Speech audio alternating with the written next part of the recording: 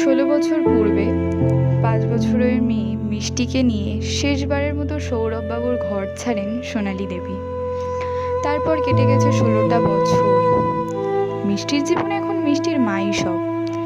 তাও রয়ে গেছে বাবার অপূর্ণতা, রয়ে গেছে বাবার ভালোবাসার অভাব।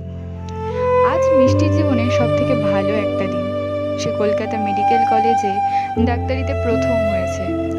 কলেজে ডিগ্রি আনতে যাওয়ার পথে বাসে তার সামনের সিটে বসে থাকে একটি ছোট্ট বাচ্চা মেয়ে ও তার বাবা। বাচ্চা মেয়েটি বাবার কাছে যা আবদার করে বাবা তাই পূরণ করছে, তাকে আদর করছে। সেই দেখে মিষ্টির চোখে জলে ভরে ওঠে। তার পাশে ছিলেন সোনালী দেবী। তিনি বলেন, মা তুই কাঁদছিস কেন? মিষ্টি সোনালী দেবীকে বলে, মা সবার জীবনে সব অনুভূতি পূর্ণতা পায় না, তাই না?